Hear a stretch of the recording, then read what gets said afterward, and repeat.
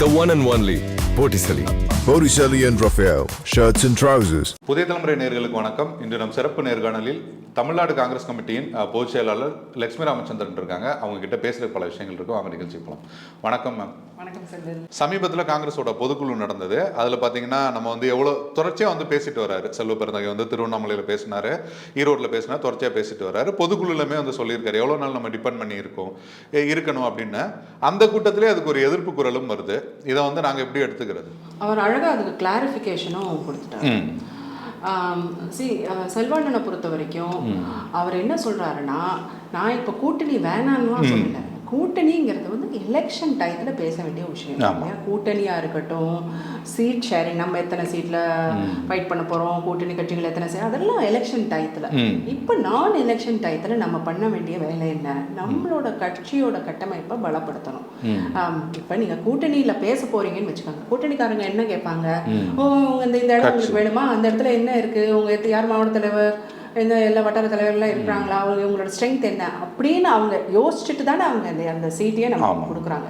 அப்படிங்கிற போது நம்ம கட்டமைப்பை வலுப்படுத்துறது தானே இந்த நான் எலெக்ஷன் டயத்தில் நம்மளோட வேலை. So we should be focusing on எப்படி கட்டமைப்பை எப்படி பலப்படுத்துவீங்க.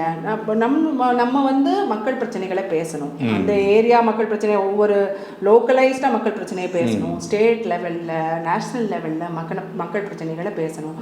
இப்போ திரு மல்லிகார்ஜுன் கார்கே இருக்காரு, அவர் ஒரு பெரிய அந்த நீட்டு விஷயமா இருக்குது. இல்லாட்டா அந்த பங்கு சந்தையில் அவங்க பண்ண அந்த ஊழல் இருக்கு இல்லையா, அந்த எக்ஸிட் போல்ஸை வச்சு அதை பற்றி பேசுகிறாங்க. அதை மக்கள்கிட்ட எடுத்துகிட்டு போகணும்.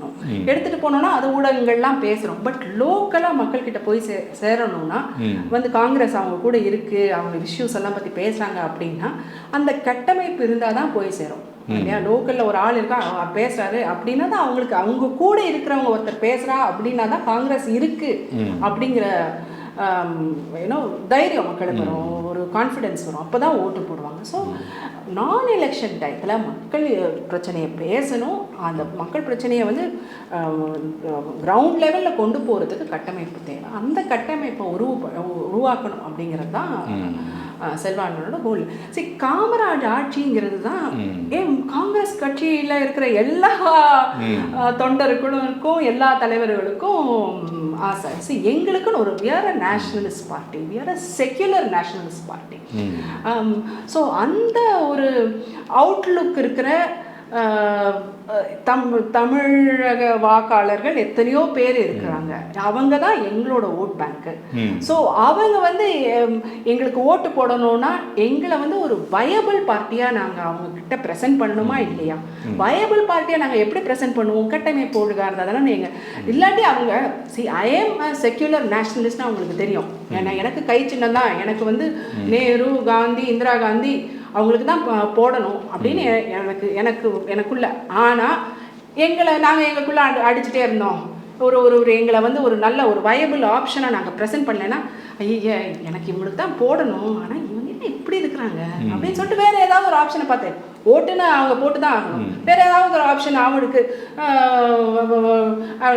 இது பெட்டரா, ஓகே பரவாயில்ல, இவங்களுக்கு தான் போடணும், அதில் இவங்களுக்கு போட்டு போயிடுவோம் அப்படின்னு செகண்ட் பெஸ்ட் ஆப்ஷனுக்கு தள்ளப்படுறாங்க. ஸோ அதனால தான் அவர் திருப்பி என்ன சொல்கிறாரு, நமக்கு ஒரு ஓட் பேங்க் இருக்குது, அந்த ஓட் பேங்க்கை நம்ம யூட்டிலைஸ் பண்ணுவோம். திரு ராகுல் காந்தி அவர்களோட பாப்புலாரிட்டி தேர்டு திங் நம்ம கன்சிஸ்டண்ட்டாக பார்த்துட்டு இருந்தோம். இந்த மாதிரி ஒரு டிவி சேனல் தான் ஒரு கருத்து கணிப்பு நடத்திட்டே இருந்தாங்க. அவங்க சொல்லிகிட்டே இருந்தாங்க 70% திரு ராகுல் காந்தி அவர்கள் தான் பிரதமர் ஆகணும் தமிழ்நாட்டில் அப்படின்னு சொல்கிறாங்க அப்படின்னு சொன்னாங்க. ஸோ அதை நாங்கள் யூட்டிலைஸ் பண்ணணுமா இல்லையா? நிறைய இடங்களில் நாங்கள் என்ன சொல்கிறோம், ராகுல் காந்தி மேலே நிறைய பேருக்கு நம்பிக்கை இருக்குது, ஆனால் கட்டமைப்பு இல்லாதனால ஓட்டு வர மாட்டேங்குது அப்படின்னு சில மாநிலங்கள்லாம் சொல்கிறோம். நிறைய இடங்கள்ல அந்த மாதிரி ஆயிருக்கு. ஸோ மக்கள் ராகுல் காந்திக்கு ஓட்டு அளிக்கிறதுக்கு ரெடியாக இருக்கிறாங்க. But if the party is not ready, the organisation is not ready, that is not right. So if we have to make use of his popularity, நாங்கள் என்ன பண்ணணும், எங்களை தயார்படுத்திக்கணும். ஸோ இதில் என்ன தவறு, இதில் என்ன கருத்து வேறுபாடு இருக்க முடியும்? இல்லை, நீங்கள் காமராஜர் ஆட்சி சொன்னீங்க, அதுக்குமே இளங்கோவன் ஈரோட்டில் சொல்லியிருந்தாரு, ஸ்டாலின் ஆட்சியே காமராஜர் ஆட்சி தான் அப்படின்ற ஒரு கருத்தையும் சொல்லியிருந்தாரு. அடுத்ததான் கட்சி கட்டமைப்பை மேம்படுத்துறது, அதில் எந்த பிரச்சனையுமே இல்லை. ஆனால் நம்ம எவ்வளோ நாள் தான் நம்ம சீட்டு வாங்கிட்டே இருக்குது, நம்ம கொடுக்குற இடத்துக்கு வரணும் அப்படின்னு பேசும்போது தெரிஞ்சோ தெரியாமலோ கூட்டணியை தொட்டு பேசும்போது தானே அது ஒரு விவாதத்துக்கு வருது. அவர் லாங் டேர்ம் தான் சொல்றாரு, கிளியரா சொல்றாரு. இப்போ இந்த எலெக்ஷன் உடனே 26 எலெக்ஷனா, அதுக்கு உடனே அடுத்துக்கு அப்புறம் வரப்போற லோக்கல் பாடி எலெக்ஷனா, அதை பற்றிலாம் அவர் பேசல. லாங் டேர்மில் நம்ம வந்து ஒரு ஸ்ட்ராங் பார்ட்டி ஆகணும்னு ஒரு தலைவர் நினைக்கிறதுல என்ன தவறு இருக்க முடியும்? நீங்கள் சொல்லுங்கள். அப்புறம் வேற என்னதான் தலைவர்களுக்கு கோலு? அவரை வந்து ஒரு டிஎன்சிசி பிரசிடெண்ட்டாக அனௌன்ஸ் பண்ணியிருக்காங்க. எதுக்கு? வெறும் சும்மா கூட்டணியில் போய் எத்தனை சீட்டு வாங்கிட்டு வரதுக்கு, அதுக்கு மட்டும்தான் அவரை அப்பாயிண்ட் பண்ணியிருக்காங்க? இல்லை, அவரை வந்து காங்கிரஸை பலப்படுத்துறதுக்கு தான் அவரை வந்து டிஎன்சிசி பிரசிடெண்ட்டாக அப்பாயிண்ட் பண்ணியிருக்கிறாங்க. ஸோ அவர் வந்து he has a long term goal. Yes, next election அது வந்து கோலாக இருக்காங்க, but here's a long term goal, here's a short term goal. Short term goal will be அலையன்ஸை ஒழுங்காக முடிச்சுட்டு அந்த அலையன்ஸோட அந்த நெரேட்டிவை செட் பண்ணிவிட்டு எப்படி எதுக்காக நம்ம ஃபைட் பண்ணுறோங்கிறத மக்கள்கிட்ட சொல்கிறது, அது ஷார்ட் டேர்ம் கோல். பட் அவர் ரெண்டுத்தையும் பற்றி தானே அவர் பேசணும், தலைவருங்கிறவர். ஸோ அதை பேசியிருக்கிறாரு. இதில் எனக்கு இல்லை, திரு ஸ்டாலின் அவர்களோட ஆட்சியே காமராஜர் ஆட்சி தான் அப்படின்னு ஈவிகேஸோட கருத்தை காங்கிரஸ் கட்சியினர் எப்படி பார்க்குறீங்க? இல்லைங்க, அதில் எனக்கு முரண்பாடு இருக்குது. See, we are a national party. எங்களுக்கு வந்து சில வெல்ஃபேர் ஸ்கீம்ஸ் எல்லாம், இப்போ 100 நாள் வேலை திட்டம் அப்படின்னு இருக்கு இல்லையா, அதை வந்து ஒரு சென்ட்ரல் கவர்மெண்ட்டால் தான் கொண்டு வர முடியும். அந்த ஸ்கேலில் ஒரு வெல்ஃபேர் ஸ்கீம் எல்லாம் வந்து ஒரு சென்ட்ரல் கவர்மெண்ட்டோட இருக்கிற அந்த நிதி, அந்த அவங்களோட அந்த மணி பவர் இருக்கு இல்லையா, அதை வச்சு தான் அந்த மாதிரி ஸ்கீம்ஸ் எல்லாம் லான்ச் பண்ண முடியும். காங்கிரஸுங்கிறது நேரு அவர்களோட காலகட்டத்திலேருந்தே வந்து ஒரு growth, அதாவது எக்கனாமிக் டெவலப்மெண்ட், பொருளாதார ரீதியாக நாடு வளரணும், ஆனால் அது ஒரு இன்க்ளூசிவ் growth-ஆக இருக்கணும். அதாவது அந்த வளர்ச்சியோட அந்த பலன் வந்து எல்லா மக்களையும் போய் சேரணும். அதுக்கு நாங்கள் என்ன பண்ணோம், நல்ல திட்டங்கள், வெல்ஃபேரிசம் அப்படிங்கிறது ஒரு நேரு அவர்களோட கொள்கையாக இருந்தது.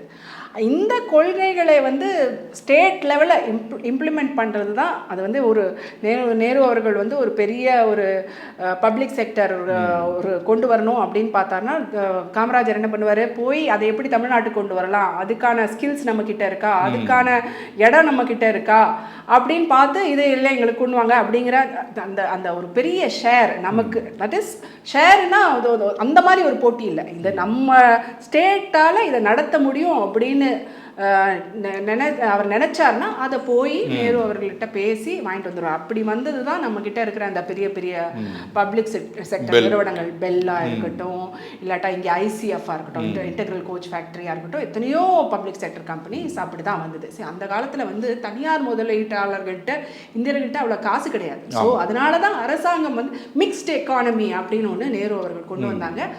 அரசாங்கமே வந்து இந்த மாதிரி பெரிய நிறுவனங்களை தொடங்கினாங்க.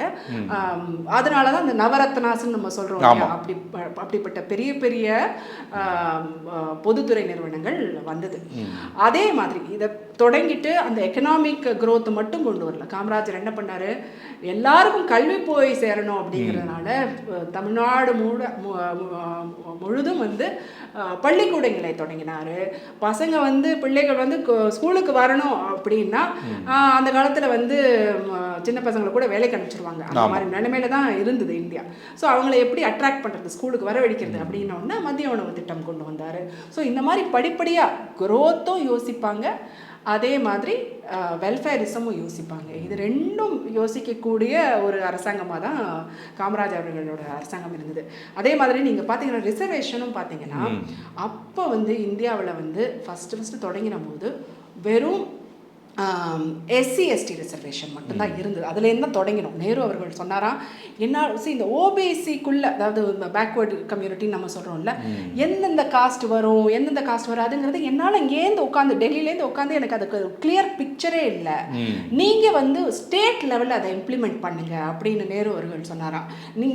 நாங்கள் வந்து ஆல் இண்டியா லெவலில் எஸ்சி எஸ்டி ரிசர்வேஷன் கொடுத்துட்றோம், ஆனால் நீங்கள் when it comes to BC reservation you do it state wise அப்படின்னு சொன்னாராம். அதுக்கும் அதை உடனே பிடிச்சிட்டாரு காமராஜர் அவர்கள். நீங்கள் பார்த்தீங்கன்னா பிசி ரிசர்வேஷன்லேயே வந்து 28% or 30% முதல்ல ஒரு மாநிலத்தில் வந்ததுன்னா அது வந்து காமராஜர் அவர்களோட ஆட்சியில் தான் வந்தது. First state to give such a high percentage to backward community. அது மட்டும் இல்லை, தலித் கம்யூனிட்டியை சேர்ந்த திரு கக்கன் அவர்கள் வந்து ஒரு மிக முக்கியமான ஒரு அமைச்சராக இருந்தார். காமராஜ் அவர்களோட அமைச்சரவையில். இந்திரா காந்தி அவங்கள பார்த்தீங்கன்னா அவங்க வந்து அவங்க சொன்னாங்க, இப்போ தலித் மக்கள் வந்து அதிகப்படியாக உயர்கல்விக்கு போக ஆரம்பித்தோடனே அவங்க சென்ஸ் பண்ணாங்க, அவங்க வந்து அவங்க கிராமத்தை விட்டு வெளில வராங்க, கிராமத்தில் ஸ்கூலுக்கு போயிடுறாங்க. ஆனால் நகரத்துக்கு போகிறபோது அவங்க நகரத்தில் வந்து அவங்க சொந்தக்காரங்கள்லாம் இருக்க முடியாது, எங்கே இருந்து படிப்பாங்க அப்படின்னு ஒரு இது பண்ணோடனே இந்திரா காந்தி வந்து சொன்னாங்க, இவங்களுக்கு ஹாஸ்டல்ஸ் நம்ம தொடங்கணும், இந்த பசங்க வந்து காலேஜ் போய் படிக்கணும்னா அதுக்கு அவங்களுக்கு தங்குறதுக்கு இடம் வேணும் அப்படின்னு வந்தது தான். நீங்கள் வந்து இன்றைக்கி வந்து தலித் ஹாஸ்டல்ஸ் இருக்கு இல்லையா, எல்லா ஊர்களையும் SC/ST ஹாஸ்டல்ஸ் அப்படி தான் வந்து தொடங்கப்பட்டது. அப்படி ஒவ்வொரு காலகட்டத்திலையும் வளர்ச்சியை பற்றியும் யோசிச்சிருக்கோம்.